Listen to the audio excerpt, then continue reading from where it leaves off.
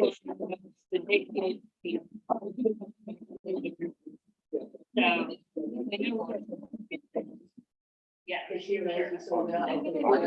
get us started. So welcome to our Cities Association of Santa Clara County Board of Directors meeting, our first one for the year. Happy New Year to everyone. We'll call them to order at 7:03 p.m. And welcome. Thank you all for coming tonight. It's a different night as usual. We normally meet the second Thursday of the month, and I had asked BTA not to move their meeting, but they had moved their meeting, their January meeting to the second Thursday.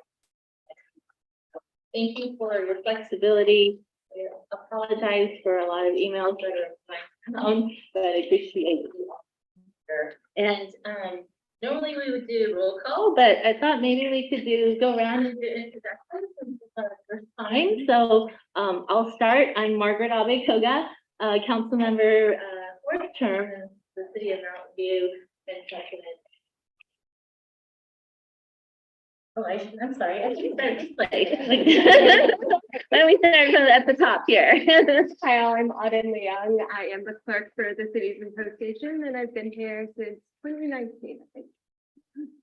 Hi, I'm Shally Sirke. I'm the interim executive director for the Cities Association, and I'm still in my first year. Good evening, everyone. My name is Christina Gilmore. I'm the assistant to the city manager in the city of Mountain View, and I'm here representing City Manager McCarthy this evening.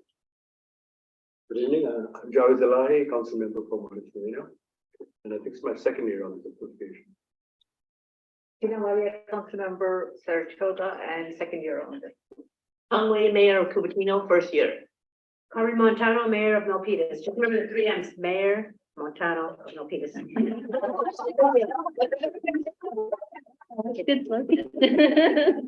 Rob Rennie, council member of Los Gatos. I've been mayor twice. I'm starting my third term.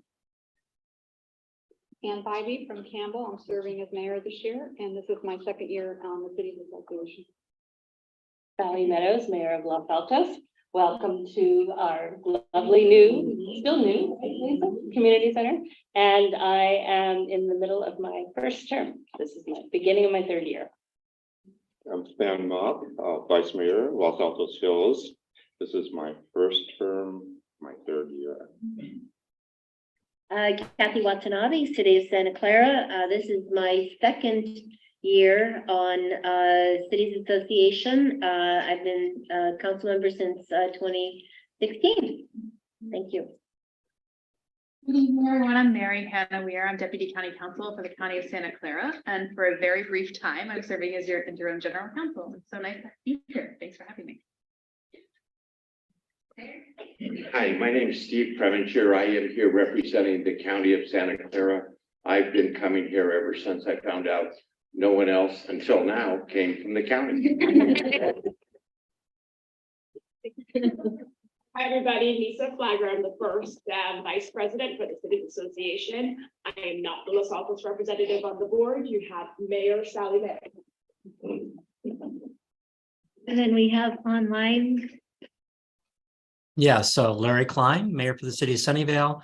I've been on council for 6.5 years, on the Cities Association for 6, and I've been mayor for 4 years. So happy to be here.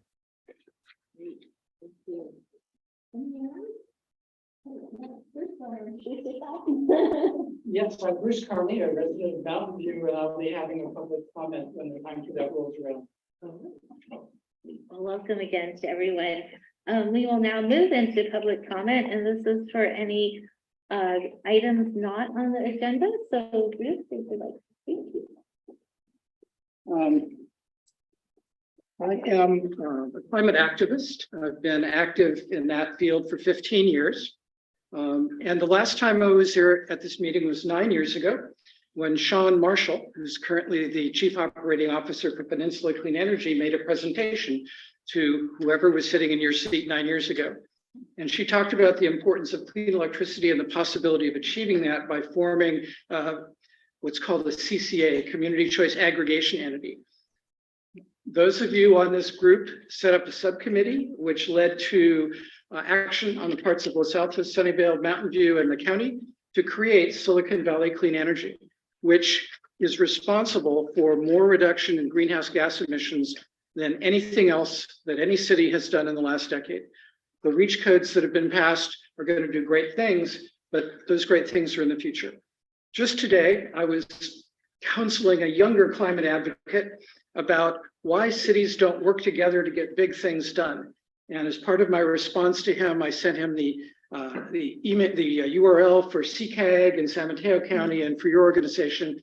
And I noticed that there was a meeting tonight. So I thought I would drop by and put forth the proposition that there is a lot that can be done by cities banding together. Silicon Valley Clean Energy has something called the MOG, the Member Agency Working Group, where your sustainability coordinators meet periodically, share ideas, and attempt to work together. But it feels to me like it's sort of informal. It's not a public meeting, so I've never been able to attend one.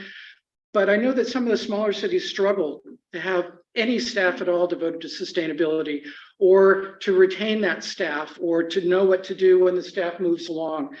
I think there's an opportunity, just like the sheriff provides police services to some of the communities, to do more sharing.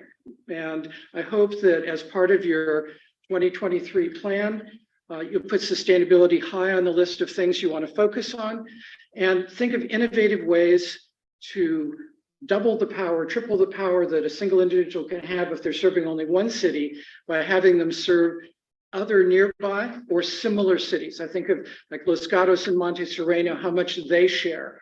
Well, what are you sharing in terms of climate staffing? The time to act, on climate issues is very short. The damages seem to come in a different direction every year, whether it's roads washing away, forests burning up. The time to act is yesterday, but yesterday is gone. So I hope you'll think about this as you meet today and in the future. And thanks very much for the chance to come back. I'll be back in 9 years to see how you did. Thank you, Bruce. Oh. Are there any other members of the public online? I do not see any other members online. Okay, great, thank you. We'll close public comment then, and we'll move on to item 1, which is our consent agenda. We have 2 items on the consent agenda. Would anyone like to pull an item or speak on it? Anyone online wishing to speak? Do we have members of the public? No? Okay, so if there is no other public comment, I'll bring it back to the board and would entertain a motion in a second. Motion to approve Watanabe. Second, Montano. The November 10th meeting, it wasn't a special meeting. I think it was a regular meeting. Oh, yes, you're right. It would have been so we'll make an amendment to that. So there'll be a board of directors meeting, not a special meeting. And I think we had, if that's okay with both of you, we have a motion by member Watanabe and a second by member Montano. Sorry. Right. Any other discussion? If not, all those in favor, please say. Do we need to do a roll call vote because we have one member of? Yeah. Thank you. Audit, if you wouldn't mind. All right. Mock. Yeah. Mock, I, Elahi. Aye. Elahi, I, Bybee. Aye. Bybee, I, Abakoga. Aye. Abakoga, I, Rennie. Aye. Rennie, I, Wei. Aye. Wei, I, Watanabe. Aye. Watanabe, I. Watanabe, I, Montano. Aye. Montano, I, Meadows. Oh, no, I didn't pay you. Aye. Talk louder. Meadows, I. Willia. Aye. Willia, I, and Klein. Aye. Klein, I. With 11 ayes, the motion carries. So we do have some members absent. Yes, and we have 4 members absent this evening. We have Director Bracco, Turner, Jimenez, and Koo who are absent. Thank you. Great, we'll move on to item 2. I just wanted to provide a little update and context as to where we are as we start the new year. It's an honor to be president this year. This is actually my second time. I was president, I think, back in 2013. So it's great to be back. If you were at the dinner, the end of the holiday dinner last year, and you're with us last year, you know, our former president's motto for the year was no drama. And that was the result of, frankly, we had COVID, as we all know, we've been through a lot the last few years. And, you know, frankly speaking, even internally as an organization, we've had some challenges. So my hope this year is, my theme is to bring us back to business as usual with no drama. And what I'm hoping that we can do is bring back some stability as an organization, as an infrastructure, and then really get back to what the Cities Association was about. And we heard, actually, I did not ask Bruce Carney to come. He came on his own, but he was provided an example of some of the accomplishments our Cities Association has had. So, you know, I think increasingly we all know a lot of the issues we face are regional. It's beyond city borders, and so we really need to band together as much as possible to tackle these issues. And frankly, as we get more mandates from the higher ups, I think it's even more important for us to have a voice and a loud voice for our region. And you know, I very much appreciate the diversity of our county. It's been a real pleasure to talk with all of you and learn about your communities. I hope to be able to do that more, so I'll be reaching out to all of you to do some one-on-ones. But I think there are opportunities for us to work together. And in the past, along with Silicon Valley Clean Energy, we've worked on issues like the single-use plastic bag ban that came out of this group. There was an effort to do the minimum wage increase in a more coordinated fashion. During COVID, it was this group that asked the county to work with the cities more closely to bring testing sites and vaccination sites into our various communities.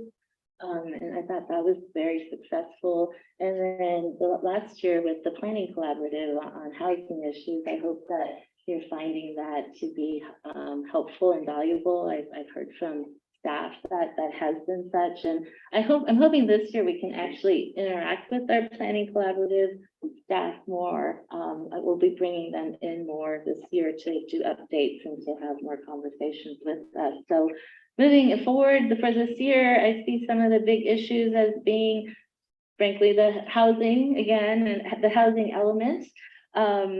There's also this, you're probably starting to hear about the regional housing measure that the Bay Area Housing Financing Authority, ABAG-MTC, is working on. Transportation challenges, of course, you're probably reading about the fiscal cliff that some of our agencies are facing in the near term. As Bruce mentioned, climate change, and then racial justice and equity.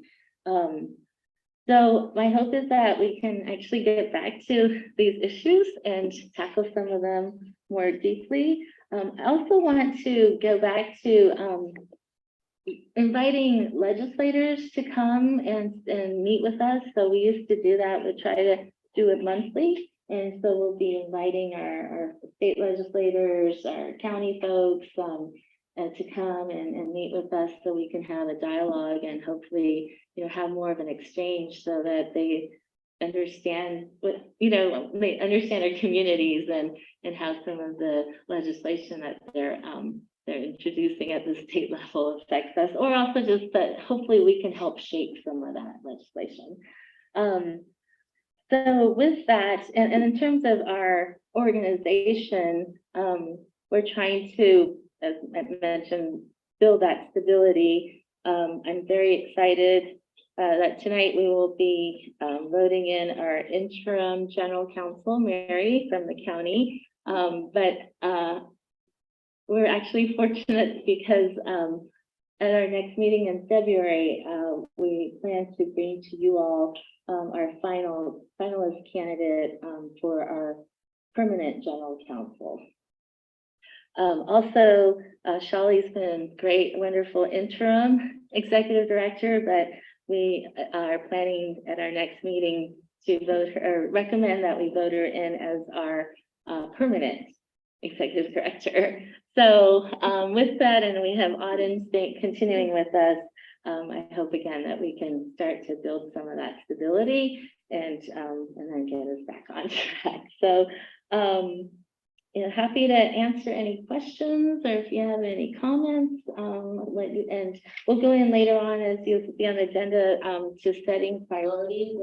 We haven't done this in a long time, but we'll do the dot exercise to come up with our priorities for the year. So with that, yeah, I'm happy to answer any questions or take comments from any of our board members.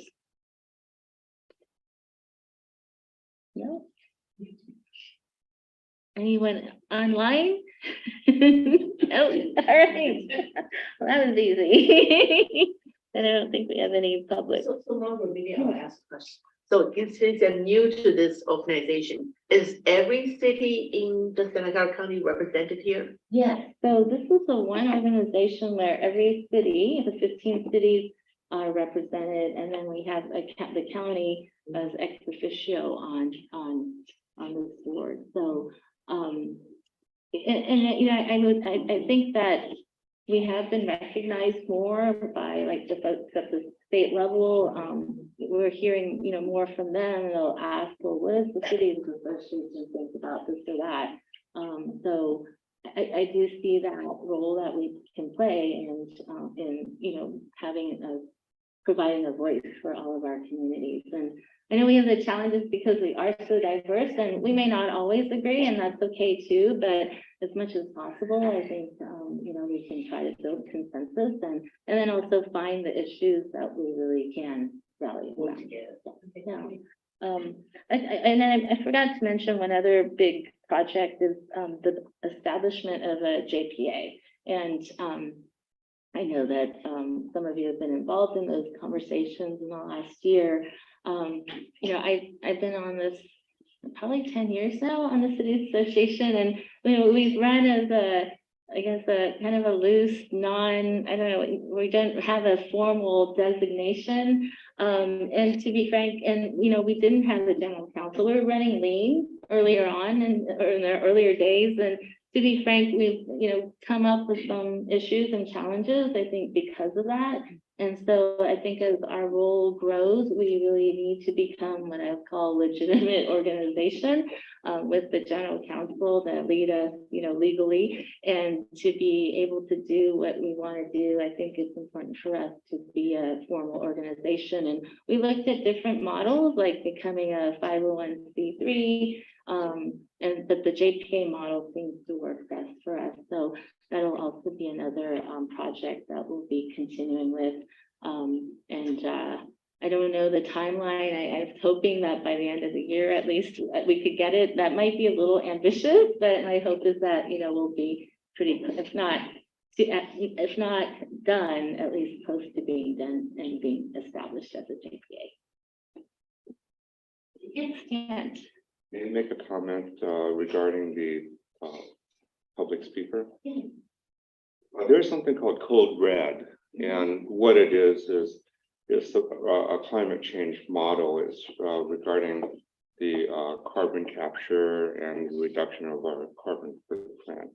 And I would like to say, at least on the behalf of Los Altos Hills, we've done our very best to reduce our carbon footprint. We're in the process of putting heat pumps in our facilities so that we don't use natural gas anymore. We've just approved the REACH codes, the first REACH codes last year. The second REACH codes, which are the most significant REACH codes, are going to be approved this year. I think that some of our members have been very active in this area. One of them, Anand, I have to give him credit for, because there's something called biodiesel, and he had mentioned that to the county.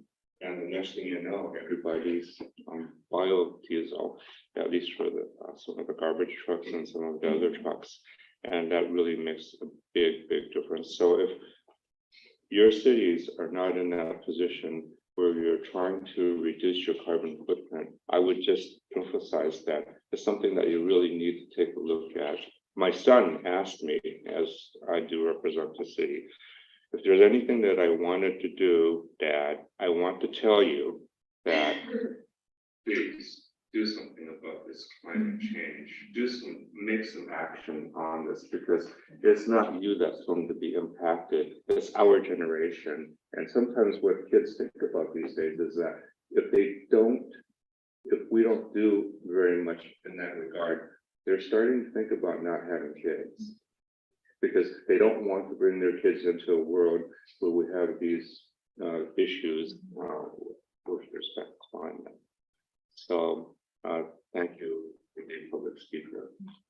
Thank you. And you'll have an opportunity to act on that later when we do our priority setting. So keep that in your pocket for now. And yeah, we'll get to that. Yes, Steve. Again, I'm Steve Preminger. I'm with the county. I work for the county executive.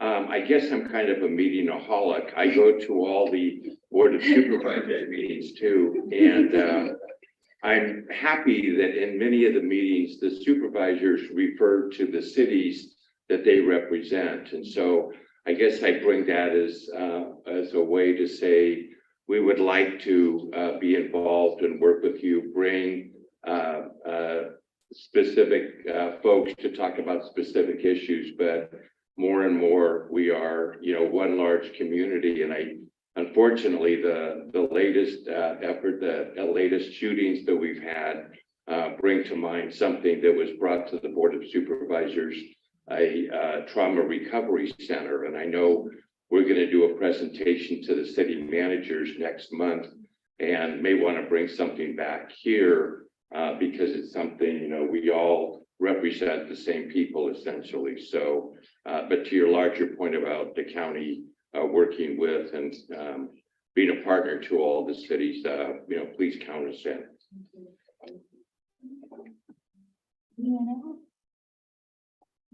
Thank you. We'll go on to item 3, and this is the executive board appointment and reassignment. So we have a pretty set succession in terms of our executive board. Usually we just move up, but unfortunately last year our secretary treasurer was not reelected, so we would have moved into a second slot, but because he is not returning, we needed to fill that spot and then bring another member onto the executive board. So that's what we are recommending this evening.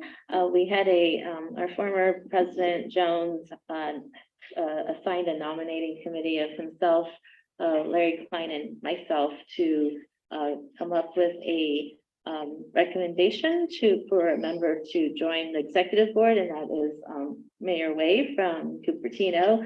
So we are recommending that she join as a member at large. And then we'd like to reassign Mayor Klein to be the second vice president and chair of the Legislative Action Committee. So that's the 2 roles. And then our member Tina Walia from Saratoga to be our secretary treasurer. So we're basically moving folks up and then bringing Hung Wei onto the board. So that's the action we'd like to take this evening. Are there any questions or comments about that? And if not, are there any members of the public online? Nope. All right. I'd entertain a motion in a second.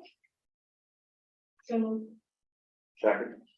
we have member Montano and second by member Rennie. All right. Well, could you do a roll call, please? All right, I'll call the roll. Watanabe?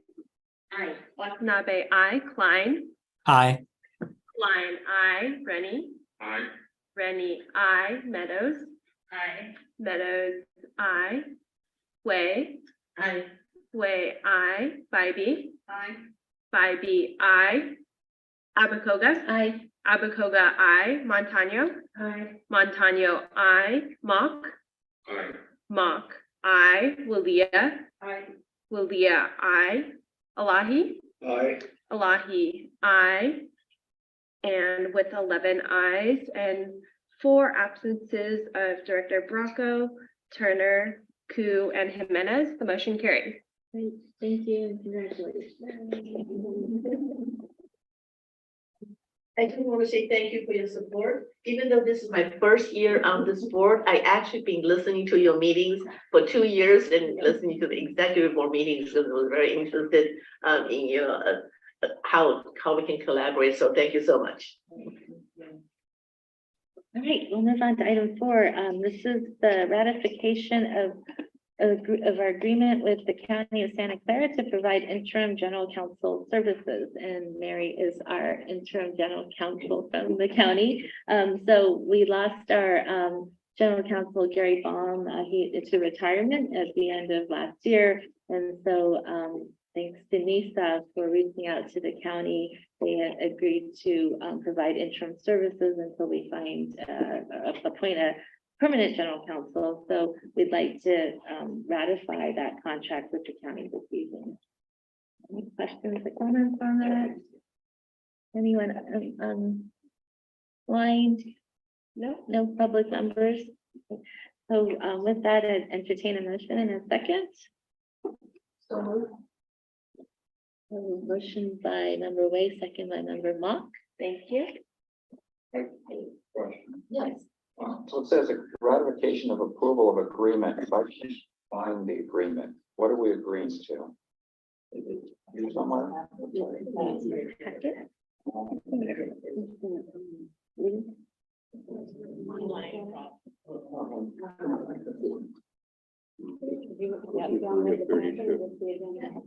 Just, quickly or summarizing, this agreement is effective December 23rd until March 31st, 2023, unless terminated earlier.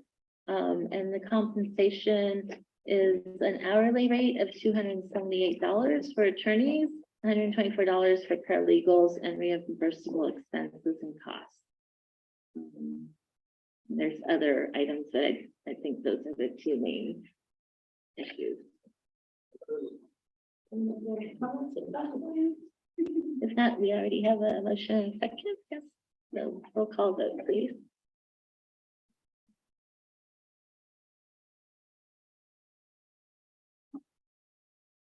All right, Mock. Yes. Mock, I still have to call you. Rennie. Aye. Rennie, I. Elahi. Elahi, I. Abacoga. Aye. Abacoga, I. Bybee. Aye. Bybee, I. Watanabe. Aye. Watanabe, I. Klein. Aye. Klein, I. Montano. Aye. Montano, I. Way. Aye. Way, I. And Wilia. Aye. Wilia, I. And we have Meadows. Meadows as well. Meadows, I, with 11 ayes and 4 absent. That's Director Bracco, Turner, Koo, and Jimenez. The motion carried. Great, thank you. Okay, moving on to item 5. So this is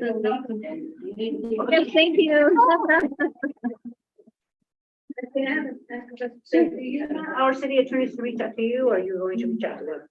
Because we have you guys- Either is fine. If you have a preference, I'm happy to do whichever makes. I'll have him reach out to you. That's I think wonderful. that I way- can give you all because I my know cards if that's helpful. Yeah. May I request, Madam President, that we have our new interim attorney introduce herself and give us a verbal versus reading her resume. Especially on your phone, which is. Yeah, I can see it. Oh, sure.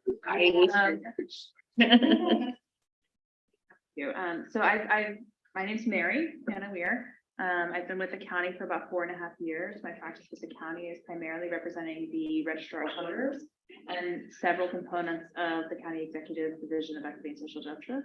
I also support 8 of the boards and commissions. Used to do more, but some of them have sunsetted, which is helpful. And also work with the clerk of the board primarily on Brown Act issues. Before I was at the county, I was for 8.5 years with the Office for Civil Rights of the U.S. Department of Education in their headquarters office doing policy development, primarily on issues of race and national origin discrimination. I live in the city of Santa Clara. And before I came to the county, I was also on several city commissions, including one that Watanabe and I were on together before she was a council member. Yes, exactly. Nice to be here. Welcome and thank you. Thank you for helping us out. Anything else on this item? No. Great, thank you.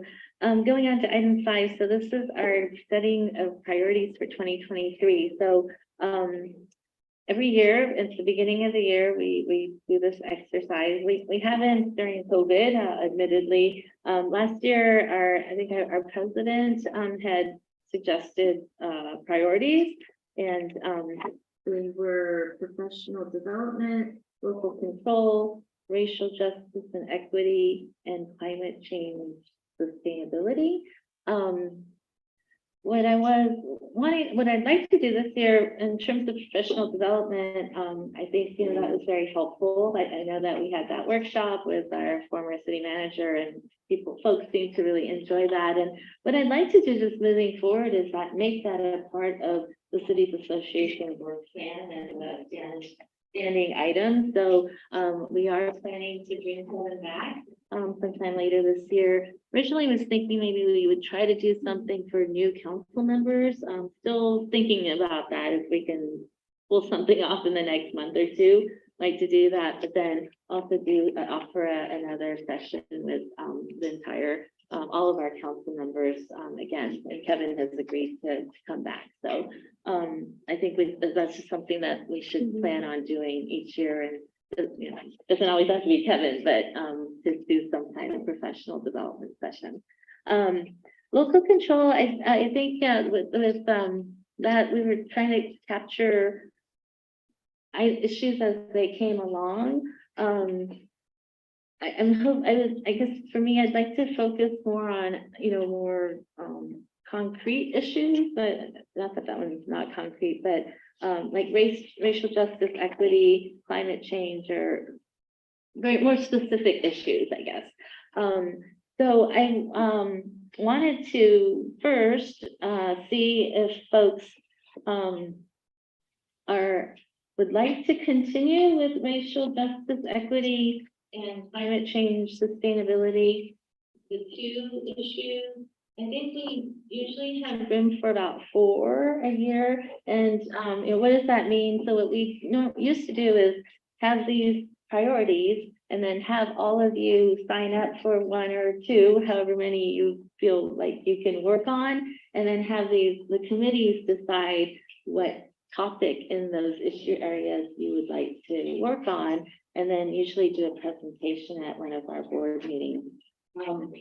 I will say I have some personal interest in this ties in with Member Mock's comments about climate change and sustainability. I've talked with Member Rennie too. We're on the Silicon Valley Clean Energy Board. And I think what Bruce Carney had mentioned, what I see a need for is that I think we need to work on a collaboration with all of our cities. So clean energy covers 12 cities in the county, but San Jose has their own clean energy authority, and then Santa Clara and Palo Alto have their own municipal utilities. So there's not yet a coordinated effort of all of our agencies. And so that's one area I think that we have room and potential to work on. So hoping to work on something in that area. I've been talking with our clean energy staff. They're very excited about that opportunity. We're thinking maybe we could even try to do a summit and maybe collaborate with Stanford University, who I've chatted with and are interested in collaborating. And the issue areas, specific issue areas we're talking about are the IRA, the Inflation Reduction Act. and the opportunities there with the funding that's coming down. And then CARB, the California Air Resources Board, has a scoping plan, so they've been tasked by the state to become more active in getting to our carbon neutrality goals. So perhaps we can work on a summit in partnership with Clean Energy and these other entities to put something together. So it could be a kind of like a first conversation for all of us to come together under one tent. So that was my thought for that area. You know, happy to entertain other ideas, but my hope was that we could continue with sustainability and even add resilience to that as one of the issue areas. And then race, justice, and equity as another area, given in light of, frankly, the tragedies that we just had. But you know, happy to entertain what I was hoping we could do. And we have the big poster paper, but if you have ideas, if we can just brainstorm other topics, and then we'll just put them on the sheets of paper. And then, you know, I know people don't love this, but to do it, we'll just give everybody dots. And if you can pick, you know, four of your top issues, and we'll figure out which one comes out on top. So yeah, we'll open it up to the floor for any suggestions, other suggestions. I thought you had a great list. I'm sorry. I think you had a great list right at the beginning. Actually, Margaret, you know, you had a whole list that you were talking about, you know, what we've done in the past. And as you were mentioning them, I thought, oh my gosh, those are still current issues. That I thought that, you know, that was a perfect work plan right there that you know, opened up with. What did I say? Housing, transportation, climate change, and race. At least it's a good start. I believe the priorities are the same. It's only the year that has changed. Yeah, absolutely right. Yeah. So I don't believe that there are very many new priorities. And I think that some of the priorities that were in the past, they've actually become very much more serious. So I like the 2022 priorities. I have a question. I was just gonna suggest, what about homelessness? And it's on top of my mind because we just this week did our strategic priorities in Los Gatos, and we got hit hard this year by people wanting us to do something about homeless. And the first thing I think is, well, Los Gatos, we're so small, our resources are small. What can we do? But if there was a way to maybe work together with the other cities, we could do something. I'm starting to think, well, Campbell's next door. What if we did something between us and San Jose's there? You know, maybe we can get enough resources to do something. So I don't know if other small city, I think the larger cities have a little more resource to do something, but some of the smaller cities may have the problem, but really aren't big enough to do much about it. So I'm just suggesting, you know, or others experiencing that and would want to talk about it. I'm not pushing hard, just bringing up the idea. Actually, I was just going to propose that mental health and the unhoused kind of connected. And I was just talking to our West Valley captain, new Captain Neil Venezuela, and he said the program was the police going out with a mental health person, as the county is, or somebody is the funding is in danger. And I think unhoused and mental health are related. And another is, again, we have a county liaison here. Most of the money for unhoused are in the county pot, right? And the cities work closely with the county. I feel that we have a little somehow disconnect, you know, when you have a homeless to work with the counties. So how can we get together and work with the county to tackle this unhoused and mental health issues? And that connects to the governor's CalPORS too. So I don't know. I just think maybe it's an issue we can work on with the county and with federal, the county, state CalPOR, and kind of have a more streamlined process, and definitely not to lose that program that when there's disturbance call, the police goes with a professional, and I think that's very important. So the captain says she's coming back to the cities for budget if he loses that funding. Thank you, Chair. So I also agree that about the.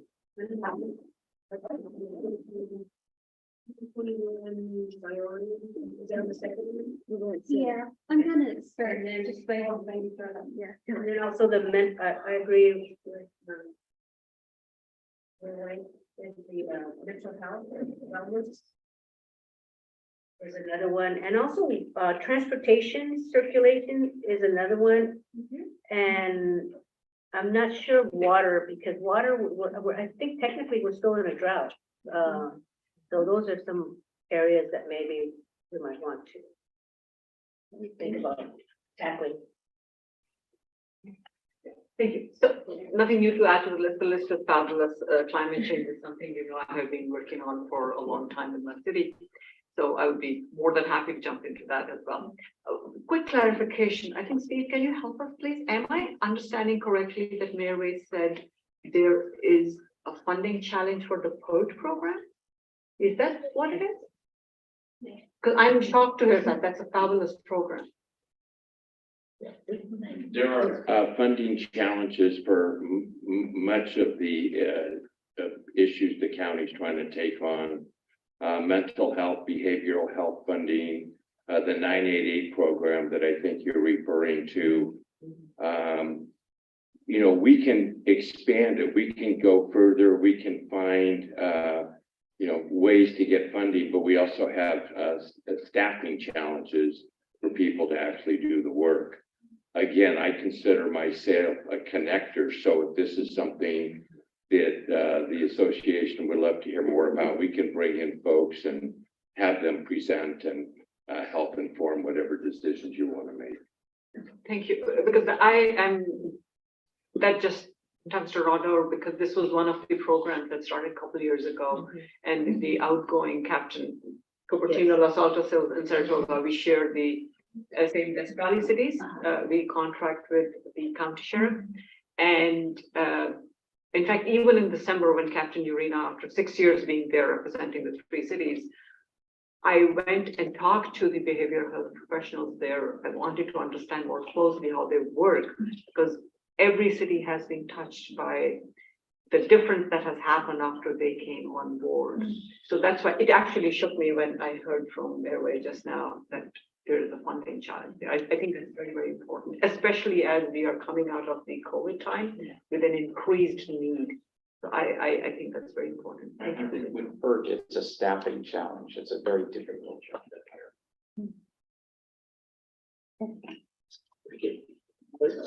I think our strength is the fact that all the cities in Santa Clara County are part of the association.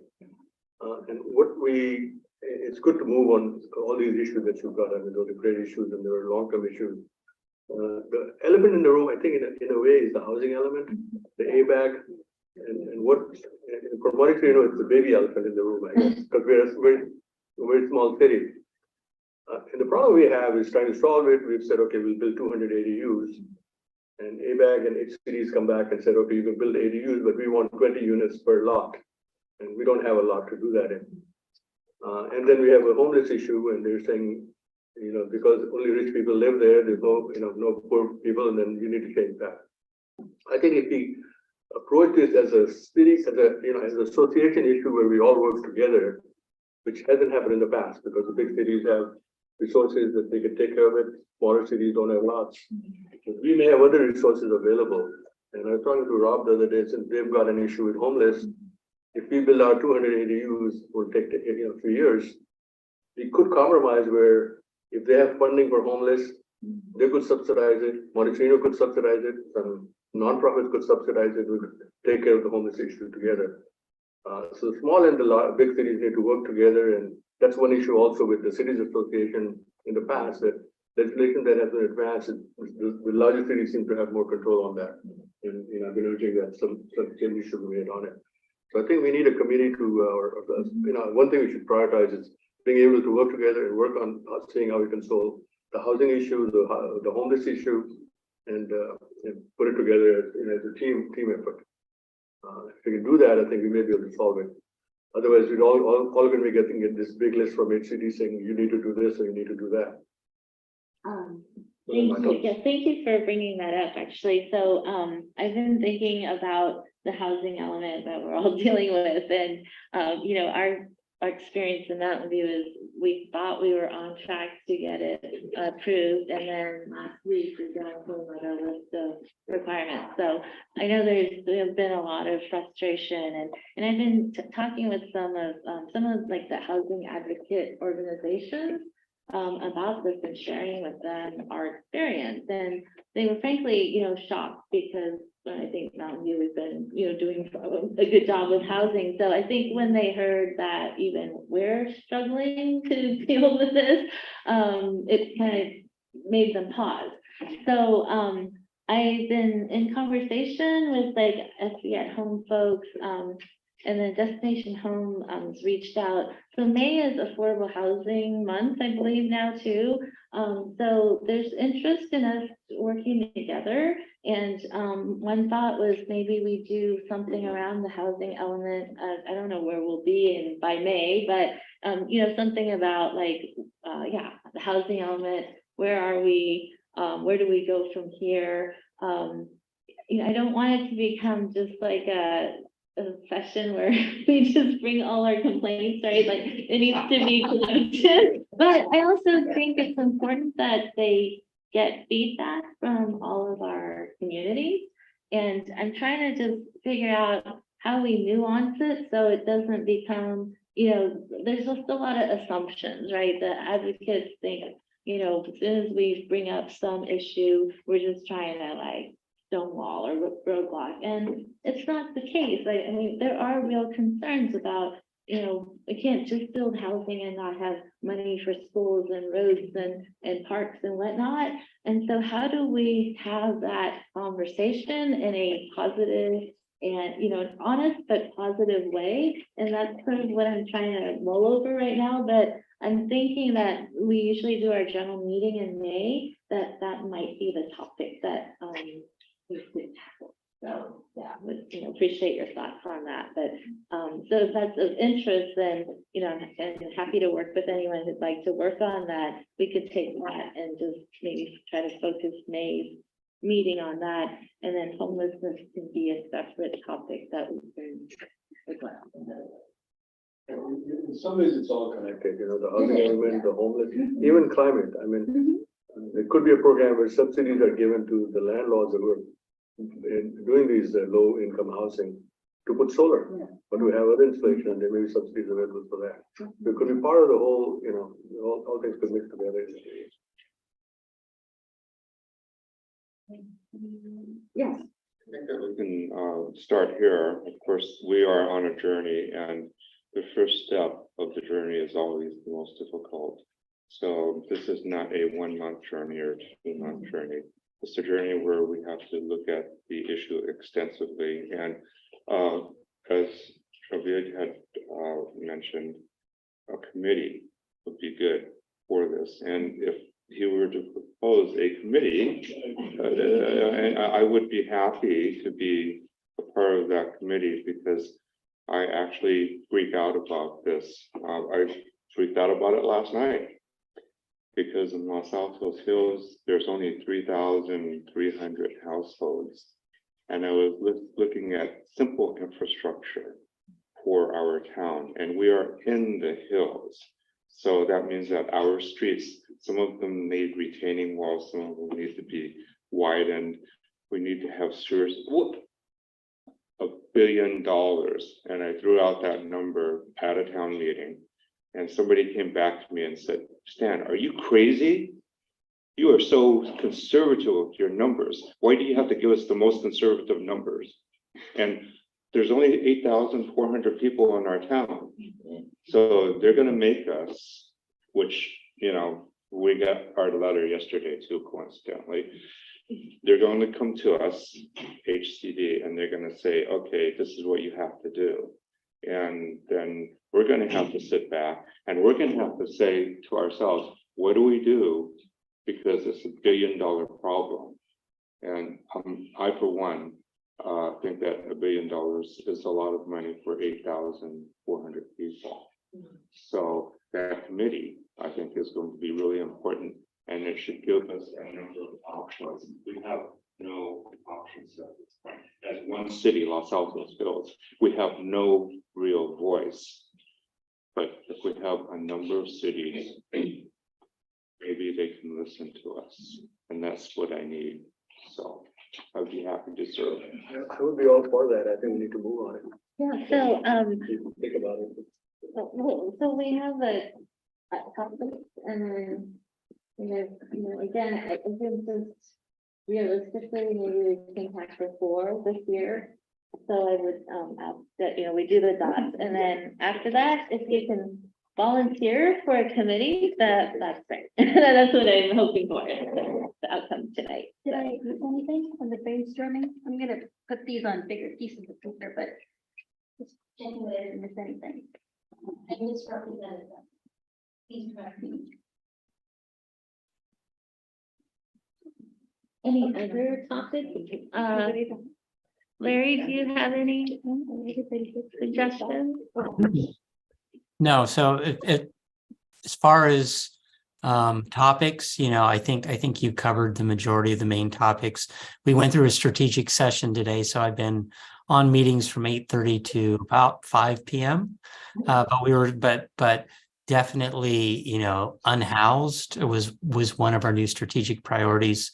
I do think that a lot of cities are looking for possible solutions as far as that's concerned, how to partner with the county and figuring out, other solutions. And then exactly the housing element. I do think that, coming back in May, I'm hoping that most cities will have finalized their housing element, but by May, Margaret, you might want to think about bringing in the housing collaborative to do a demonstration or do a presentation, since there are a lot of new faces here that might not have been following what those efforts were. Possibly, maybe everybody here knows what the collaborative has been doing, but I do think that that's worthwhile. Yes, so we are planning, I think, bring the collaborative in February, and I want them to come in maybe every other month at least. I think we had like 1 or 2 presentations from them last year, but we just need to interact with them more often. So, and I'd like to bring in folks from like ABAG and MCC and the Bay Area Housing Finance Authority that was mentioned, and have them share with you what firing them. So yes. So just looking at what we've written up here, and on the brainstorming priorities, we've transcribed some of the 2022, but we didn't move climate protection. So I want to make sure climate protection is on our list, potential list for this year. So I will volunteer to be on climate protection if anybody else is interested. Was sustainability and resilience, was that separate or wasn't that? Same thing. Yeah, same thing, because that's. Oh, okay, so it stays sustainability. Yeah. Okay, it does. Yeah. Bigger on this. Yeah. That's what I. Put them together. She had to transcribe when it went across. Okay. Well, got it. red is a hard color Yeah. to see. Yeah. Well. And then one other topic I had in mind is gun safety. And I know cities have instituted a lot of ordinances, but definitely strengthen numbers, and if there's a way to coordinate. I've done this before. That would be just be that. Because I know some cities have passed it and we really like to follow, but we can. That's very interesting. Which one are you talking about? What was the topic? The storage or the whole topic? I think it's a topic, and Okay. every city's in a different place, so we can getting us to the same, having the same ordinances in each city. That Yeah.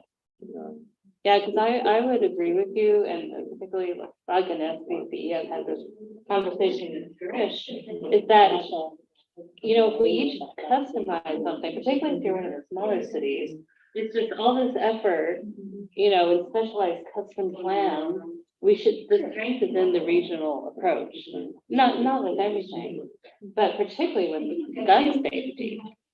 You know, it has to be regional. Yeah.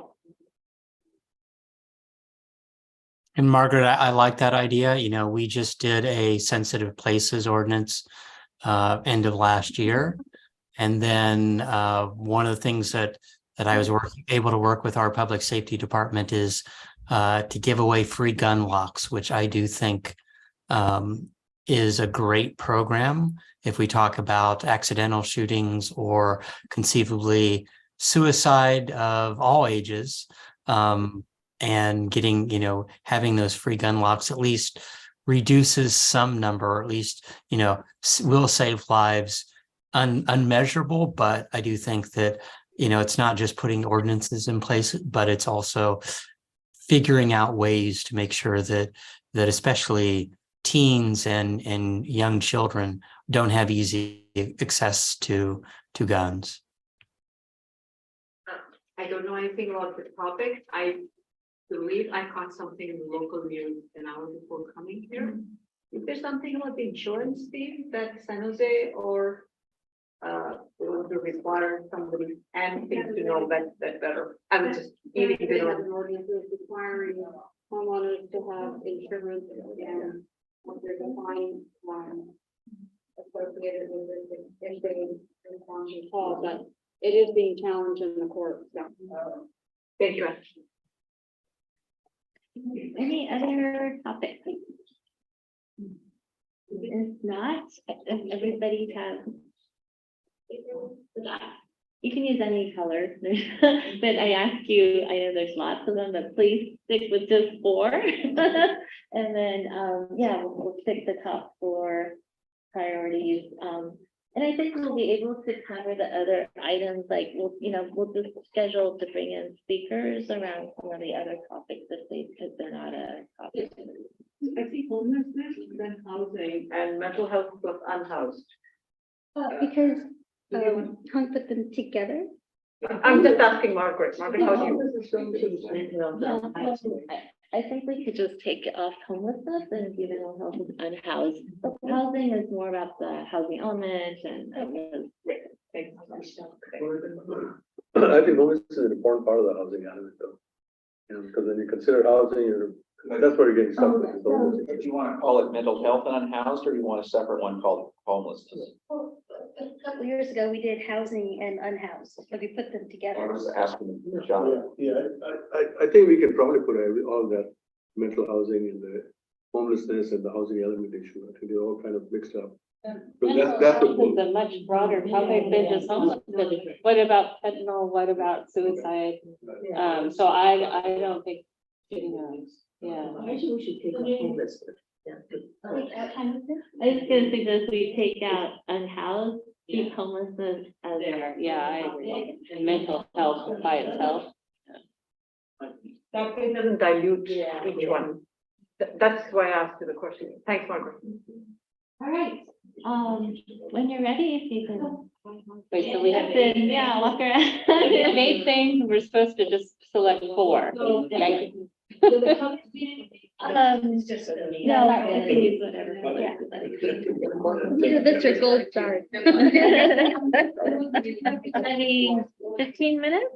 That sounds reasonable. Do you need that much or 10 minutes? It's really hard to do, really. Wow. Yeah, we have a lot at our disposal. That was probably not good planning. Yes.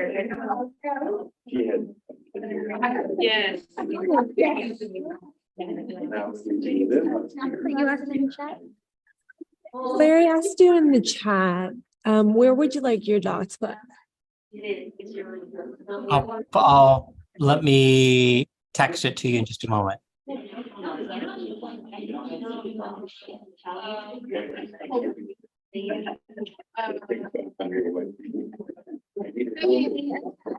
Think about like the ratio. And then also we have our. That's why I'm here. But then like, but in that process, we arise and then. I put on one. Some of those things.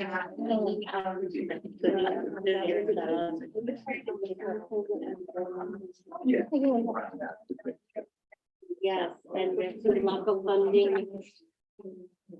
How do you do post that, what has to be on a regular meeting, like, for example, Wednesdays and Thursdays? Yeah, I did. But that's kind of hard, But in the work.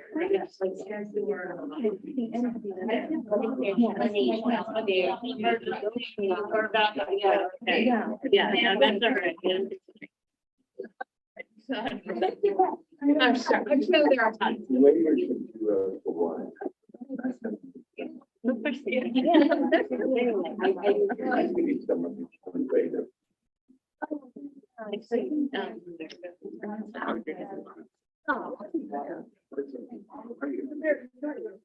I know, because I have I wanted the menu line like.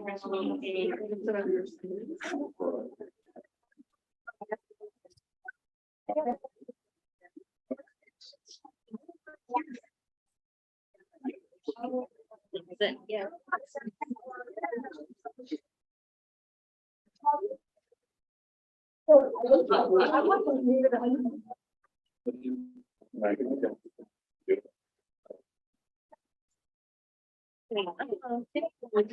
Thanks, yeah. I thought that would be too much.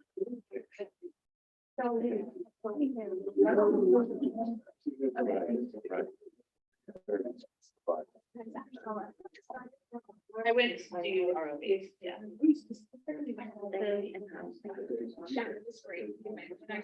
Yeah, yeah, I will. Yes, you can.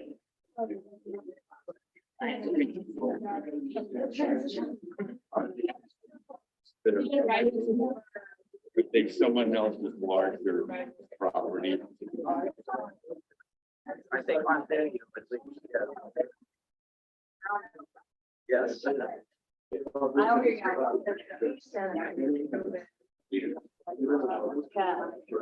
Oh, and that's why we're talking this week.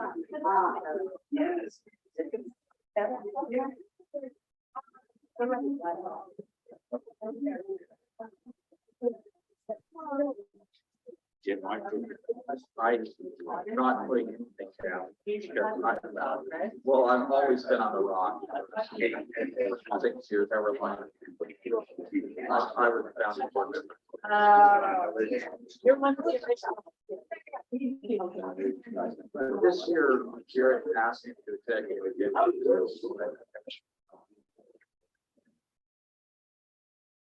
Down.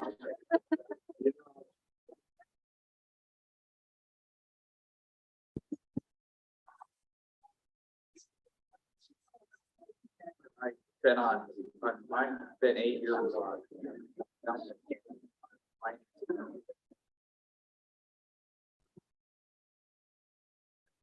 Still like about like.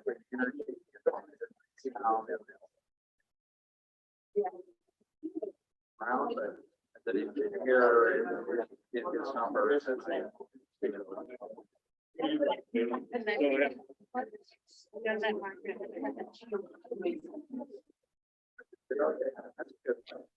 have nothing on it, but it doesn't meet often, but it. I can. God, it's coming up kind of thing.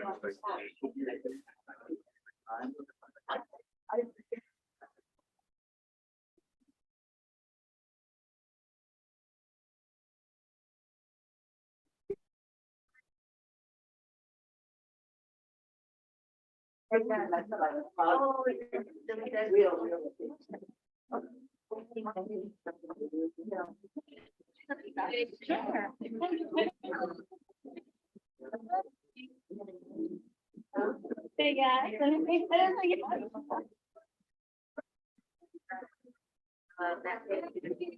Thoughts on?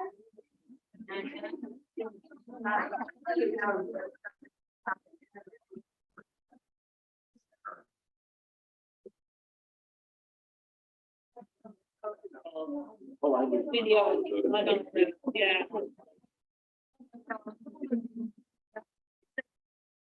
Yeah, I like it.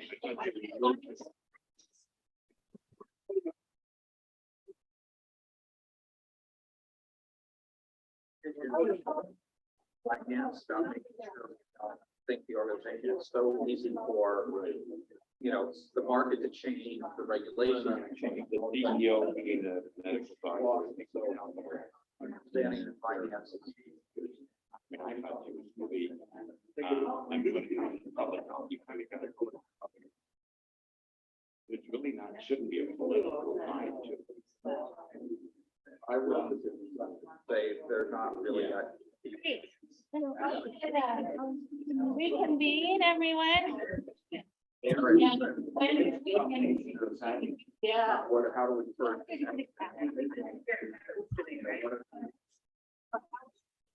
Oh, yeah, we're saying, I thought we had one,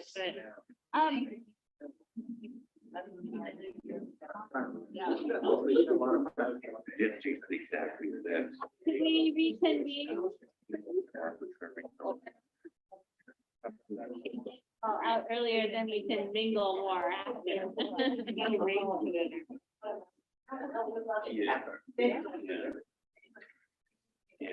So, it looks like the top four are sustainability and, resilience, and then, mental health, housing, and gen safety. And the other topics, like water, we can probably roll into sustainability. And then transportation and homelessness and, racial justice, we'll just work on bringing in, speakers to present, like for transportation, we'll bring in like the VCA folks and, others to talk about what's going on in the transportation and to tackle those issues. So another part of transportation, I was just telling to Kathy, we received $8 million from Assemblyman Evelo to do our VIA service together. So I'm thinking that we can really work together regionally, then we can really expand our sort of on-time service for our residents. Our city. So if we can do it together, that would be great for transportation. Especially since the borders, rough. So before you leave tonight, if you could sign up for one or more of the create a committee. We appreciate that, and then Sally will work with the committees to convene some meetings on the issues, and then the idea would be that towards the end of second half of this year, we would like for each of the committees to be in charge of a presentation, or however you want to tackle the issue. We'd like for you to have a presentation for the entire board. Yes. Chair, I do have a question. I didn't quite understand what the housing committee was going to do. I'm very concerned about housing element, but everybody's housing element is doing the lead. So I'm not sure what they're working on. And I don't want to just not sign up for it because I don't understand what they're going to work on. So, I know you didn't suggest it, but I'm just asking the general question. I still don't quite understand what they're going to work on. I think there's some, personally, I would like to find a space where we can do like a debrief. Since we'll have to do this again in 8 years. So, having that conversation with HCD and our state legislators about what worked, what didn't, and then, where do we go from here once hopefully our elements are approved, or by, May, if they're not approved, then we have an even bigger issue, right? So I think it's gonna be, that was my idea, and then Doug, I do have. I really think of it as broader than that. Thinking about, first of all, having a committee here that can have the backing of the entire city association for the way forward, and we would have to do with how we can work together to satisfy the housing element issues that are coming up now, and also work towards solving the homeless problem as much as it can. That kind of merges into that. So we can subsidize housing, it'll also solve the homelessness problem, so. So I think an initial meeting, probably the committee can decide what else it wants to take and how broad it wants to get, but it would be a broader thing. Yeah, so that's part of it is that the committee, once you meet, would decide what you want to do. So I would suggest people who are interested in homelessness and housing at the same time, it could be on the same committee, it could be that committee there. That committee. With another sheet, just the top four. Okay. When I saw housing, I was looking at it as affordable housing. Correct. Because what's happened is that housing is not affordable, so you have people living in their cars and as part of the homelessness. So that's how I was thinking. I have affordable housing. So the housing element is supposed to take care of the affordable housing issue. It's been the big barrier that HCD comes back with and saying, how are you taking care of that? Any other comments, questions about this? Thank you. Thanks for the ideas. And Shelley will write down the top four, and then if you can sign up for a committee before you leave tonight, that'd be good. We'll move on now to item 6 is the Santa Clara County City Managers Association update. Yes, thank you, Madam Chair. Christina Gilmore, Assistant to the City Manager, City of Mountain View. I'm presenting on behalf of City Manager Kimbra McCarthy. Couldn't be here this evening. So the City Management Group has been meeting in person since that summer, and then January, this past month, we met and discussed the Next Gen 2023 programs and priorities for preparing the next generation of leaders in their organization. They also received a presentation from the Santa Clara County on the micro enterprise home kitchen, which is also called the MECO program, which is going to take effect later this calendar year. And next month, the City Managers Group will meet to discuss their priority agenda items. Thank you. Yeah, what was the micro kitchen? Yeah, and we also have Mr. Preminger, who might also be able to add some additional information, but from my understanding that the micro enterprise home kitchens will be a new county-wide program that will go into effect that the county will administer, that will allow small businesses to run essentially restaurants or kitchens out of their private homes. And this is related to state legislation that was passed, and the county will be administering it. The county has been holding meetings with all of the cities, the building departments and code enforcement departments to discuss the program and how it will be administered. I think the last I heard, and Steve, maybe you can correct me if I'm wrong, that this should be going to the board of supervisors sometime this spring for approval, and then after that, it'll possibly go into effect maybe spring, summer. So that is what I understand. And Steve, if there's anything you'd like to add to that. I think that was a great report. We have also been meeting with the police chiefs because there are going to be issues potentially of enforcement. There'll be confusion because people will be able to serve a certain number of meals per day, up to a certain number of meals per week, and people are moving the potential health concerns or people using their kitchens appropriately and all that. It's the counterpoint to that is it's an ability way to give folks an entrepreneurial head up that doesn't require going through all the licensing requirements of getting an approval from county health departments. So it is going to happen here, I believe. And so the point was really just to educate people.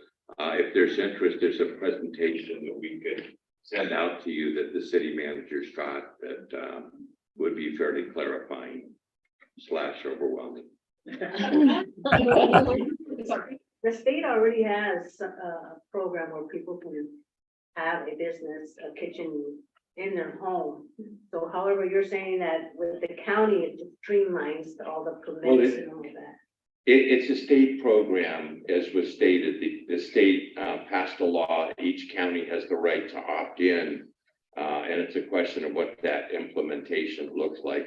They can opt in, and it talks about when they can opt in. Apparently, it's been fairly chaotic in Southern California, but that's Southern California. We just send the slides. Mayor Klein? Sure. And let me just chime in a little bit, definitely. And I've been working with several of the advocates in this area, previous to the implementation of this MECO law. At least from our county standpoint, we've had a cottage law industry, which meant that people could sell from their home if they went through the appropriate permitting, basically bread and nothing with dairy, nothing with meat. And so it was very, very restricted. We know that a lot of, especially during COVID, there were a lot of people that were getting by selling meals from their home and things of that nature illegally. But with the new laws and thanks to the county for deciding that they wanted to take the step in the right direction, that some other counties had already moved in that direction. And so I think this will be a lot easier for home-based businesses, for people that were trying to get by, especially during COVID. That was something that was critical, but I think this allows them that first step. And so we'll see how that implementation is. And I do think I saw a preliminary presentation, so I would definitely like to see what the final presentation looks like. Thanks. I will have one more question. So how is that going to help with the city revenue? Because I know they have to, when someone orders something, they have to pay sales tax. So how is that going to be monitored? Do you know? I don't think any city is going to balance their budget on there. Up to 60 meals per week. And there are restrictions, as Larry mentioned, about the kind of food you can sell to make sure that there's less danger of contamination and other things. But So it's mostly to help people get by, I guess. yeah. All right. Thank you. Any other questions or comments for Christina? Are people gonna have those little signs with the check mark outside the window to say the patient approved? I mean, is there, I guess, gonna be any kind of oversight, or I guess that's something that will come out as the presentation? The county is going to be administering the program, I correct? think you're going to be administering, but there's not going to be a lot of signage. No signage is going to be allowed at the specific residences that are going to be serving the food. Let me send the slide deck out. I think that'll help answer some of these good questions. When we're talking about kitchens from Los Altos, I think Nail Chaudhary, the 12-year kid who's in the food program. These guys make little cupcakes out of their home, and he's almost won that program. Yeah. Yes, yes. Yeah. They have watch parties here. Yeah, actually. on Monday, the next watch party. Yeah. Yeah. I just heard about it today. Oh, okay. To sample it. Right, thank you, Christina. We'll go on to the executive director's update. Shelley? Thank you. I just have two things that I wanted to talk about, one a little bit shorter than the other, so I'll do the shorter one first. As you saw in the packet, there's a proposed work plan. And pretty much I want you all to get excited about it, because I think it's going to be a really fun, great year filled with like good information and a lot of collaboration. President Abe Kobaga already mentioned about the presentations of the second half of the year based on these priorities, but we wanted to have our partner organizations come in and do presentations. We wanted to have our legislators come in and do updates. So you'll see a little bit of that sprinkled in here. This is by no means comprehensive or complete, right? It's just to give you an idea of kind of what to look forward to this year. Of course, there's always the city association business, so that's also kind of slotted in there. And the planning collaborative. So as President Abekoga mentioned, we would like them to come in quarterly to give you updates on what they're doing. And so they're coming in February to present the work plan for the next 6 months. So I think that'll be really good. And we want to make them more active part of these meetings so that we're all up to date on what they're doing. So that was the short thing. Anyone question? The next one is a little bit longer, and I have Mary here to support me on this one. You know, with all the confusion with like, how do we meet remotely? Do we meet remotely? AB 361, AB 2449. It's there's a lot of confusion as to what the differences are. And I thought that we could have a little conversation about how we do our meeting logistics going forward. You know, we could have, you know, there'd be the primary meeting site, which would be up here, but there could be just an idea. There could be a secondary meeting site, perhaps in South County.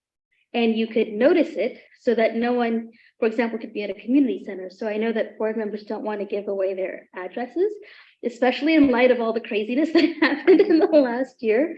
I wouldn't want to give out my home address either. So that could be one thing that we think about doing. But before we think about doing any of that, I thought maybe Mary could kind of clarify some things and answer any questions anybody has. Thank you so much, Shelley. So yes, it is a confusing time with the Brown Act and many changes.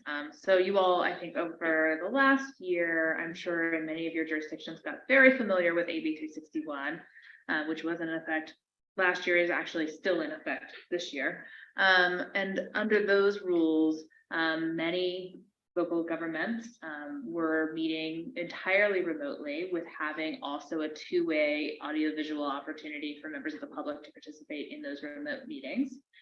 The genesis of how you were able to do that was a two-pronged analysis. One, that there was a proclaimed state of emergency, which the governor's state of emergency is set to expire at the end of February 28th. And then secondly, that there was a state or local recommendation to promote social distancing. Many bodies within the county of Santa Clara, including the Cities Association, also the Board of Supervisors, many others, relied on a recommendation from the county public health officer, Dr. Sarah Cody, which she published right after AB 361 was passed, recommending that we promote social distancing by having the vast majority of governmental agencies meet remotely, with some exceptions for example, quasi-judicial bodies where things like a personnel board, where making determinations of credibility might be kind of difficult to do over Zoom. And so saying that's kind of a business reason, and we can, you know, socially distance in a room, and those are pretty rare. So that's what folks were relying on. As COVID rates went down, Dr. Cody withdrew that recommendation on December 29th. And so that's no longer in effect, which means it's no longer something that the Cities Association or the Board of Supervisors would be relying upon to meet remotely pursuant to the AB 361 rules. So what then did change is that AB 2449, which went into effect on January 1st, for this year encompasses both what used to be AB 361 and a pilot program for hybrid meetings. Those work slightly differently. So the new rules for AB 2449 hybrid meetings are that a member of the body can participate remotely for just cause, which is defined in the statute, primarily for, you know, things that you might imagine, like you have a contagious illness, or you have a childcare need, or things of that nature. And there are limits on how often you can do that, but the rest of the body has to meet in person together. So a quorum has to be in person together at the meeting place in order to invoke those. There's also an emergency circumstances exception. If you use those teleconference rules, you do not have to put where those people are on the agenda, but you do have to have a remote participation option for members of the public as well. And so you just sort of have to know about it in time to be able to set up all of those pieces of the puzzle. And there are some rules on how, you know, for example, a member can typically only, there are some exceptions, participate remotely for Just Cause for a short number of times in a calendar year. It's kind of complicated depending on how often you meet, how many times that is. The long-standing teleconference rules that you may have all been familiar with, depending on how deep in the weeds of the Brown Act you might have been in your role, are there, continue to be there. And so the way those work are, as Shelley mentioned, that you do have to publish the location of where somebody is teleconferencing from on the agenda at the same time that you have to post the agenda. So for example, for a regular meeting under the Brown Act, that's 72 hours in advance. You would need to know that. That location also needs to have the notice and agenda posted at that location. And members of the public have to be allowed to come to that location, which is why, for example, your house might not be where you want it to be. It also is why, for example, your car is not an available option because you're driving around. Whereas, we all kind of got used to the fact that we could take work meetings, including our Brown Act meetings, in our car during the pandemic. Not so much anymore under these rules. So, however, for this body, one of the things that Shelley and President Abakoga and I had been discussing is that many of you have access to both appropriate places for members of the public to come that might be, for example, more convenient for you all for various different business and work reasons to potentially teleconference from. And so it might be less onerous. So for example, if you're having a meeting here and you have a meeting in Palo Alto that's going to go right up until this, and so you're not going to be able to make this meeting, there might be an appropriate place to put on the agenda that's a public meeting space in the city of Palo Alto that you have access to. So it's a long way to say it's a bit more complicated. The hybrid meetings are meant to provide some flexibility for health-related reasons, disability-related reasons, family-related reasons, but it does meet. The other difference is the old teleconference rules. You only have to have a quorum of the body in the jurisdiction, which for you all is in the county. They don't all have to be together in the same place. Whereas under the new hybrid meetings, they have to be a quorum of the meeting together in the same place.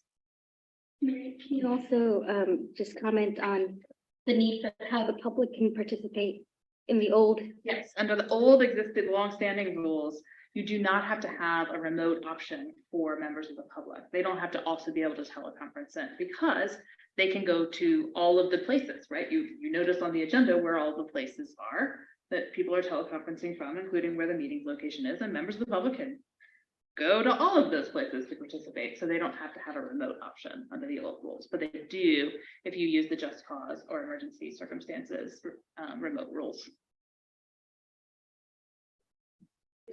Can you comment, please, on the American Disabilities Act? If you are teleconferencing, do we have to abide by that? I think the answer is probably yes, but I'd like to have your. Great question.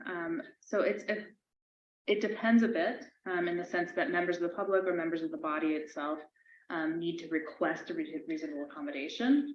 We have to know that folks need an accommodation, but yes, generally you do have to provide reasonable accommodations for folks with disabilities in all of those different contexts.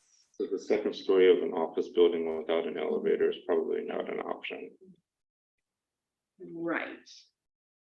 Generally. And the members of the body that have to request, like a member of the public can't request? So so it's a little bit complicated under the old teleconference rules as to the accessibility of the teleconference location. But generally, in abundance of caution, we would recommend that any teleconference location be actually accessible to members of the public in terms of disability access, that it's freely available, that you can walk in and things of that nature. Question. Thank you for responding, because I had a question on that also. Does that apply to the cities? And the cities are still doing hybrid under the, or does this go into effect on March 1st after the governor's emergency rule expired? So AB 2449 took effect on January 1st. It does include for all of this calendar year, the provisions of AB 361 don't sunset until the end of the calendar year. I don't advise the cities, so I can't answer the question of how the city should interpret those pieces of law. But I thought it was a February 28th cutoff for the governor's emergency. Governor's proclamation for the state of emergency does extend through So under February that 28th. emergency extension, the hybrids are okay, but you're saying, but it also requires the counties promoting social distancing for it to be effective? There are two pieces of the puzzle, so you have to have a proclaimed state of emergency and a state or local recommendation to promote social distancing. Okay, so if the city promotes social distancing, then that would be a recommendation. I mean, our attorney thinks you're fine all the way through February 28th, but the city's association has to listen to the county rather than,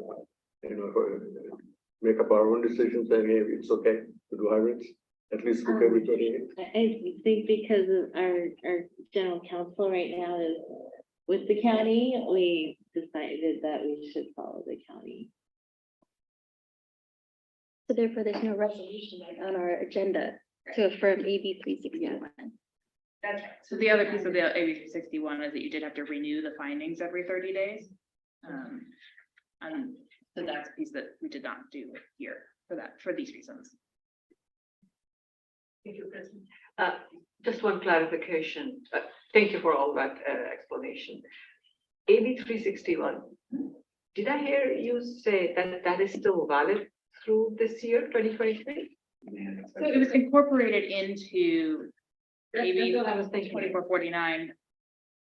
And so the provisions exist until the end of the calendar year, but the governor's emergency that is a piece of that puzzle is just through February 28th. Also, that's what, okay, that was my confusion, because I was thinking it ends But there. presumably, like, for example, those rules still exist, so if there were another reason, and hopefully not, the governor to declare a state of emergency, that provision of the law still exists. I see, okay, thank you so much. Thanks, Rob, that helped. So, but what is our plan? Are we trying to set up a 2449 every meeting, or we just set it up this time because Larry's remote? And so Larry only gets to do this one more time, right? Kind of thing. Actually, that's a good. In the future, are we gonna do 2449 every time, or only at last minute when we hear somebody needs it? I think the just cause provision would make it a last minute situation, so we would set it up if any one of you asked for it. But as of starting, I'll tell you, what we're trying to do is frankly, to simplify it, go back to the regular Brown Act guidelines but allow for a satellite location, mainly for Gilroy and Morgan Hills. They're not here tonight. That drive is tough. So if they can find a location for them to go to that's accessible, we'll just notice it, we'll put it on our agenda and notice it, and then have them post it there so they can call in from wherever in South County. Or it could be Los Gatos if you wanted to do that, or any of you, if you want to call in from wherever is most convenient, just let us know before we post the agenda. If they have to be together. No, they don't. They So can be individual. Okay. I would say just out of logistically, if we can limit it to maybe 4 locations, that would be ideal. I don't think we could be doing like 13 locations, right? But we could definitely try to accommodate 3 or 4. Did I hear you say, Mary, that the quorum needs to be in person together means in one location? For just cause, For the 2449. for the 2449, yes, but for the old rules, they just have to be, a quorum of you need to be in the county. Because the cities association covers the entire county, it has to be within the jurisdiction. So, if, for example, if Monte Sereno were using the old rules, they need to be like within Monte Sereno. Obviously, if you're in Hawaii, you could call in from Hawaii as long as you post. But the quorum would have to be in Santa Clara County. I was working with the Brown Act body that did that exact thing not too long ago. So with 2449, it gets a little tricky. If someone invokes just cause, and we have 4 different locations on our agenda, then we don't have a quorum in person. Or you might not, right? You have to. That would be the. And Does this apply to committees also? To all Brown Act bodies. Committees are about. Yes, our committees. It depends on. Yeah, I mean, Well, so we have to be careful how many people we put on a committee then. that's right. I think that's exactly right. Yeah. Yeah, your usual committees are not Brown Act bodies. They're just ad hoc committees. That's right. Mayor Klein, did you have a comment? Yeah, just a quick comment. So I love the idea about the satellite location. That being said, we do, it is a standard Brown Act notification. So if Morgan Hill Gilroy decide that they're going to do that, and if their members decide that they're not going to attend, someone still needs to set up the meeting at that location. So it has to be city staff that are ready to do basically public comment to this body. So it's the same as if you're traveling and noticing 3 days ahead of time. So we still have those issues. So yeah, having 13 locations around the county becomes a logistical nightmare beyond that. But I just wanted to remind people about that. And what if we want to have more than two, making sure that staff will always be opening up that room and making it available during this meeting and closing it up at the end. So I'll just throw that out there. And likely Audra and I would be at the main location, right? We wouldn't be at the Gilroy location, so we would have to work with staff down there to.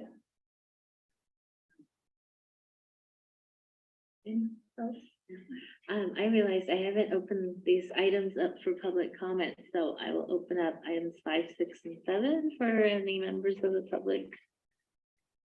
I don't think we have any. No, Okay. the public. Great, we'll close public comment then and move to our last item, joys and challenges. So this is our time for sharing. If you have any joys and challenges in your communities you'd like to share, please do.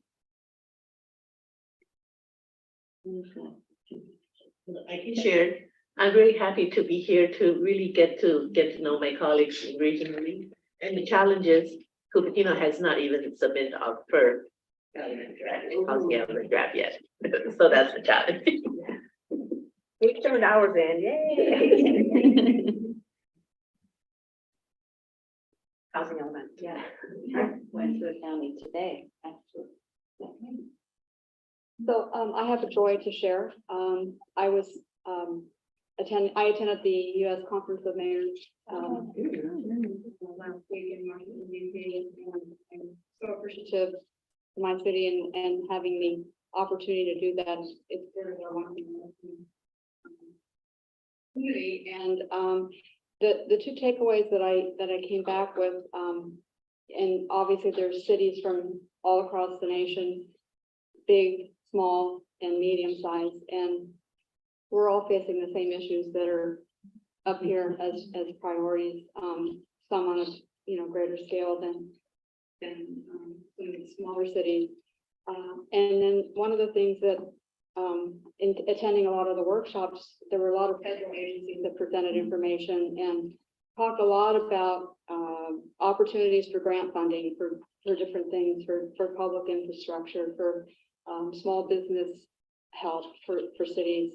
And they kept stressing the fact that they're doing, the federal government is doing better trying to help individual cities directly rather than going through a county resource so that the money trickles right into the city coffers. So I would suggest that that cities that are looking for funding, that are strapped for funding, for different projects or different things, that you look into the federal government, some of these agencies, talk to your Congress people that are representing you, because they have the inside knowledge of how to get some of this funding.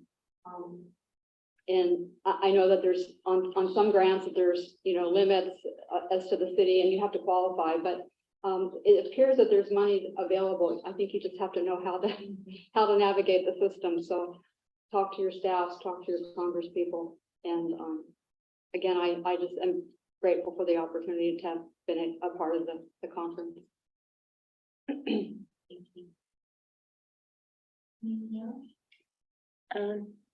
I was gonna say, I went to the mayor's breakfast this morning down in San Jose. The Silicon Valley Business Journal had their breakfast with the panelists, and maybe that's why Lydia is not here this evening, because she was a panelist.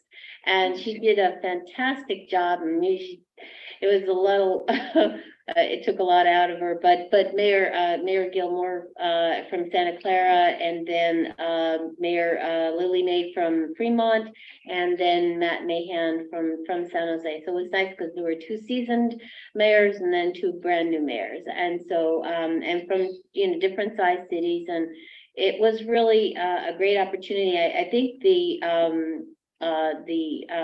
program is going to be aired through the Silicon Valley Business Journal, and but they talked about a lot of the things that we're talking about here this evening, and how each city is dealing with them. They talked about budgets, they talked about revenue and housing, and one thing that like Lydia talked about, like building in Palo Alto, for instance, and how expensive it is just for 1 unit of housing. And so, based on, the housing elements and what these cities are being asked to do, how do you build that much housing at that cost? So Matt Mahan chimed in and said, one of the things that he wants to work on is how to drive down those costs.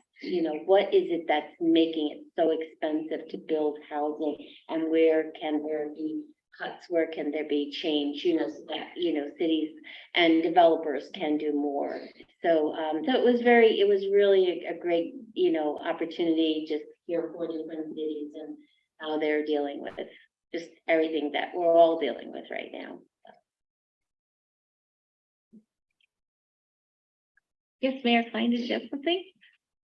Yeah, so I'll do very quick. First challenge, I almost made it 3 years without catching COVID. So anyway, the joy was, and I'll second the joy of going to the U.S. Conference of Mayors. I hadn't went to the January version, and the access to the secretary, pretty much almost every secretary, the attorney, so energy, agriculture, transportation, they all were there in person.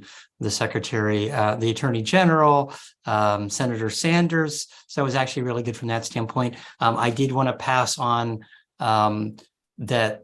Thank goodness the government is listening and making more block grants available. And so if those of you who haven't heard, there's an EECBG, an energy block grant based upon a population formula, so that we're all able to apply to that. And, to me, that was one of the positive things. It's like going to these conferences, finding out what additional funding sources might be available. This for whatever energy, so solar panels, EV charging, whatever you want, whatever you're trying to do in your city, pretty much applies, at least according to the Secretary of Energy. So that's one of the positive, things.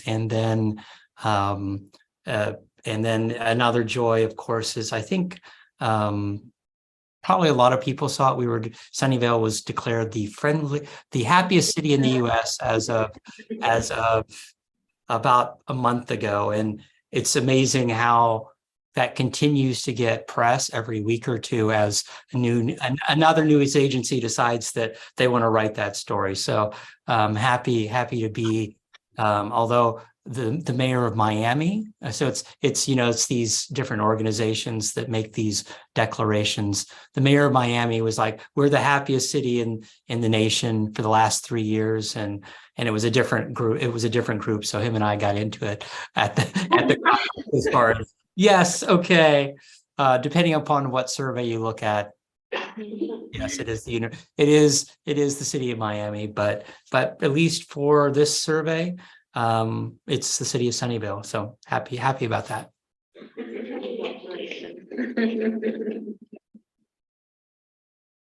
Yes. And here's the joy. First 2 years on Cities Association, it has actually been quite difficult for me because I was assigned a couple of things that I really had a difficult time with, and there was a lot of drama. But in this meeting today, there is nothing nothing but civility. People are listening, people are not arguing, they're not asserting themselves, and egos haven't just run just everywhere. So that is my joy. Great meeting. I was gonna add to that, my joy is, being with all of you, and I'm just really excited for this year. I think we're gonna be able to accomplish a lot, and it's just nice to see everybody in person too. So I hope that we can continue this, camaraderie, and before you leave, please sign up for a committee. There's some food left over, so please enjoy. But with that, we will adjourn this meeting. Our next meeting, we'll be back on schedule. So second Thursday of February, February 9th. We're gonna start with our city selection committee.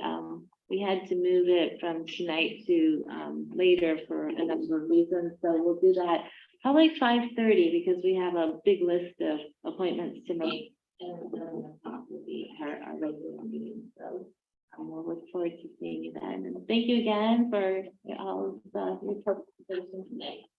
Thank you. And one last announcement, if you haven't seen, Cities Association, San Mateo Council of Governments, which is the equivalent of our Cities Association, and the Cal Cities Peninsula Division is hosting an event tomorrow evening at Life Sciences in South San Francisco. We have 4 confirmed legislators. We have Mark Berman, Josh Becker, Diane Pappen, and Aisha Wahab. They're all confirmed. They'll be there tomorrow. Free food. It's a free event for all of us. So if you can drive up to South San Francisco, the Life Sciences headquarters is beautiful. So we would love to see as many of you as possible because we're co-sponsoring this event. Thank you. Thank you. Night.